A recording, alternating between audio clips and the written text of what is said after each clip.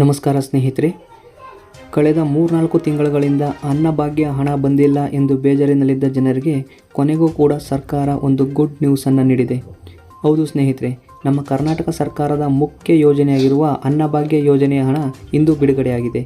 ಹಾಗಾದರೆ ರಾಜ್ಯ ಸರ್ಕಾರದ ಅನ್ನಭಾಗ್ಯ ಯೋಜನೆ ಎಷ್ಟು ಕಂತಿನ ಹಣವನ್ನು ಬಿಡುಗಡೆ ಮಾಡಿದೆ, ನನಗೆ ಎಷ್ಟು ಕಂತಿನ ಹಣ ಬಂದಿದೆ ಹಾಗೂ ಅನ್ನಭಾಗ್ಯ ಯೋಜನೆಯಿಂದ ನಮ್ಮ ಖಾತೆಗೆ ಜಮೆಯಾಗಿರುವ ಹಣವನ್ನು ಮೊಬೈಲ್ನಲ್ಲಿ ಚೆಕ್ ಮಾಡುವುದು ಹೇಗೆ ಎಂಬುದರ ಬಗ್ಗೆ ನಾನು ಈ ವಿಡಿಯೋದಲ್ಲಿ ಸಂಪೂರ್ಣವಾಗಿ ತಿಳಿಸಿಕೊಡುತ್ತೇನೆ. ಅದಕ್ಕೂ ಮೊದಲು ಇದೇ ರೀತಿಯ ಹೆಚ್ಚಿನ ಮಾಹಿತಿಗಳಿಗಾಗಿ ನಮ್ಮ ಮಾಹಿತಿ ಜಗತ್ತು ಯೂಟ್ಯೂಬ್ ಚಾನಲನ್ನು ಸಬ್ಸ್ಕ್ರೈಬ್ ಆಗಿ ಹಾಗೂ ಪಕ್ಕದಲ್ಲಿರೋ ಬೆಲ್ ಐಕನ್ನ ಕ್ಲಿಕ್ ಮಾಡಿ. ಮತ್ತು ವಿಡಿಯೋ ಇಷ್ಟ ಆದರೆ ದಯವಿಟ್ಟು ಲೈಕ್ ಮಾಡಿ. ಸ್ನೇಹಿತರೆ, ಅನ್ನಭಾಗ್ಯ ಯೋಜನೆಯ ಹಣ ಬಂದಿಲ್ಲ ಅಂತ ಕಳೆದ 3-4 ತಿಂಗಳುಗಳಿಂದ ವೇಟ್ ಮಾಡ್ತಾ ಇದ್ರಿ. ಆದರೆ ಇದೀಗ ಸರ್ಕಾರ ನಿಮಗೆಲ್ಲ ಒಂದು ಗುಡ್ ನ್ಯೂಸನ್ನು ನೀಡಿದೆ. ಹೌದು ಸ್ನೇಹಿತರೆ, ರಾಜ್ಯ ಸರ್ಕಾರ ಬಾಕಿ ಉಳಿಸಿಕೊಂಡಿದ್ದ 4 ತಿಂಗಳ ಅನ್ನಭಾಗ್ಯ ಹಣವನ್ನು ಒಂದೇ ಬಾರಿಗೆ ನಿಮ್ಮ ಖಾತೆಗೆ ಜಮೆ ಮಾಡಿದೆ. ಹಾಗಾದರೆ ಇವತ್ತು ನಮ್ಮ ಖಾತೆಗೆ ಎಷ್ಟು ಹಣ ಬಂದಿದೆ ಎಂಬುದನ್ನು ಚೆಕ್ ಮಾಡೋಣ ಬನ್ನಿ. ಫ್ರೆಂಡ್ಸ್, ಮೊದಲಿಗೆ ನಿಮ್ಮ ಮೊಬೈಲ್ನಲ್ಲಿ DBT ಅನ್ನೋ ಒಂದು ಅಪ್ಲಿಕೇಶನನ್ನು ಡೌನ್ಲೋಡ್ ಮಾಡ್ಕೋಬೇಕಾಗತ್ತೆ. ಈ ಅಪ್ಲಿಕೇಶನನ್ನು ಸಿಂಪಲ್ಲಾಗಿ ನೀವು ಗೂಗಲ್ ಪ್ಲೇಸ್ಟೋರಲ್ಲಿ ಹೋಗಿ DBT ಕರ್ನಾಟಕ ಅಂತ ಸರ್ಚ್ ಮಾಡಿದ್ರೆ ಈ ರೀತಿ ಓಪನ್ ಆಗುತ್ತೆ. ಈ DBT ಅಪ್ಲಿಕೇಶನನ್ನು ಡೌನ್ಲೋಡ್ ಮಾಡ್ಕೊಳ್ಳಿ. ಆನಂತರ ಈ DBT ಅಪ್ಲಿಕೇಶನನ್ನು ಓಪನ್ ಮಾಡಿದಾಗ ಈ ರೀತಿ ಒಂದು ಪೇಜ್ ಓಪನ್ ಆಗುತ್ತೆ. ಈ DBT ಅಪ್ಲಿಕೇಶನಲ್ಲಿ ಇಲ್ಲಿ ಸೆಲೆಕ್ಟ್ ಬೆನಿಫಿಷಿಯರಿ, ಇದು ಆಲ್ರೆಡಿ ರಿಜಿಸ್ಟರ್ ಆಗಿದ್ರೆ ಇಲ್ಲಿ ಬಂದು ಕ್ಲಿಕ್ ಮಾಡಿ.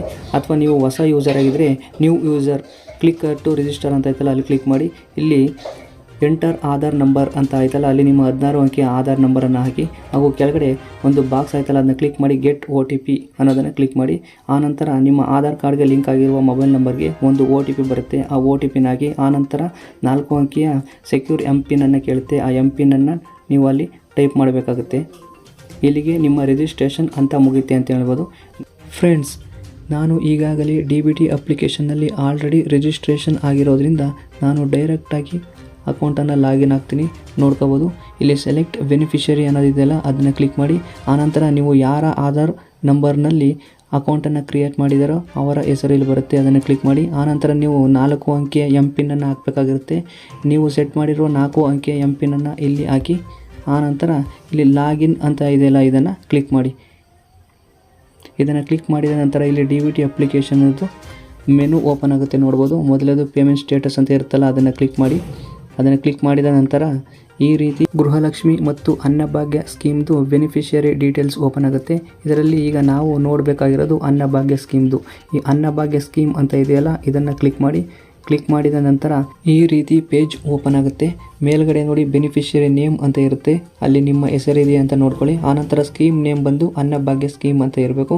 ಅದಾದ ನಂತರ ಕೆಳಗಡೆ ನೋಡ್ಬೋದು, ನನಗೆ 4 ತಿಂಗಳ ಅಂದರೆ ಜೂನ್, ಜುಲೈ, ಆಗಸ್ಟ್, ಸೆಪ್ಟೆಂಬರ್ 4 ತಿಂಗಳ ಅನ್ನಭಾಗ್ಯ ಹಣ ಜಮೆ ಆಗಿದೆ ನೋಡ್ಬೋದು. ಪ್ರತಿ ತಿಂಗಳಿಗೆ 680 ರೂಪಾಯಿನಂತೆ 4 ತಿಂಗಳಿಗೆ 2720 ರೂಪಾಯಿ ನನ್ನ ಅಕೌಂಟಿಗೆ ಜಮೆ ಆಗಿದೆ ಸ್ನೇಹಿತರೆ. ಇದಲ್ಲದೆ ನೀವು ನಿಮ್ಮ ಯಾವ ಖಾತೆಗೆ ಅನ್ನಭಾಗ್ಯ ಹಣ ಜಮಾ ಆಗಿದೆ ಅಂತ ತಿಳ್ಕೊಬೇಕಾದ್ರೆ ಇದನ್ನು ಜಸ್ಟ್ ಒಂದು ಕ್ಲಿಕ್ಕನ್ನು ಮಾಡಿ. ಕ್ಲಿಕ್ ಮಾಡಿದ ನಂತರ ಈ ರೀತಿ UTR ನಂಬರ್ ಶೋ ಆಗುತ್ತೆ. ಅದರ ಕೆಳಗಡೆ ಬ್ಯಾಂಕ್ ಅಕೌಂಟ್ ಹೋಲ್ಡರ್ ನೇಮ್ ಮತ್ತು ಬ್ಯಾಂಕ್ ನೇಮ್ ಶೋ ಆಗುತ್ತೆ. ಹಾಗೂ ನಿಮ್ಮ ಬ್ಯಾಂಕ್ ಅಕೌಂಟ್ನ ಕೊನೆಯ 4 ಅಂಕಿಗಳು ಇದರಲ್ಲಿ ಶೋ ಆಗುತ್ತೆ. ಇದನ್ನು ನೋಡುವ ಮೂಲಕ ನೀವು ನಿಮ್ಮ ಯಾವ ಖಾತೆಗೆ ಹಣ ಜಮಾ ಆಗಿದೆ ಅಂತ ನೀವು ಕನ್ಫರ್ಮ್ ಮಾಡ್ಕೋಬೋದು. ನನಗಂತೂ ಅನ್ನಭಾಗ್ಯ ಯೋಜನೆಯ 4 ಕಂತಿನ ಹಣ ಒಂದೇ ಬಾರಿಗೆ ಇಂದು ಜಮೆಯಾಗಿದೆ. ಹಾಗಾದರೆ ನಿಮ್ಮ ಖಾತೆಗೆ ಎಷ್ಟು ಹಣ ಬಂದಿದೆ ಅಂತ ಕಮೆಂಟ್ ಬಾಕ್ಸಲ್ಲಿ ಕಮೆಂಟ್ ಮಾಡಿ ಅಂತ ಹೇಳ್ತಾ ಈ ವಿಡಿಯೋನ ಮುಗಿಸ್ತಾ ಇದ್ದೀನಿ. ಈ ವಿಡಿಯೋ ಇಷ್ಟ ಆದರೆ ಇದೇ ರೀತಿಯ ಹೆಚ್ಚಿನ ವಿಡಿಯೋಗಳನ್ನು ನೀವು ನೋಡಬೇಕಾದ್ರೆ ದಯವಿಟ್ಟು ನಮ್ಮ ಚಾನಲನ್ನು ಸಬ್ಸ್ಕ್ರೈಬ್ ಆಗಿ ಹಾಗೂ ಈ ವಿಡಿಯೋನ ಲೈಕ್ ಮಾಡಿ, ಶೇರ್ ಮಾಡಿ, ಕಮೆಂಟ್ ಮಾಡಿ. Thank you for watching.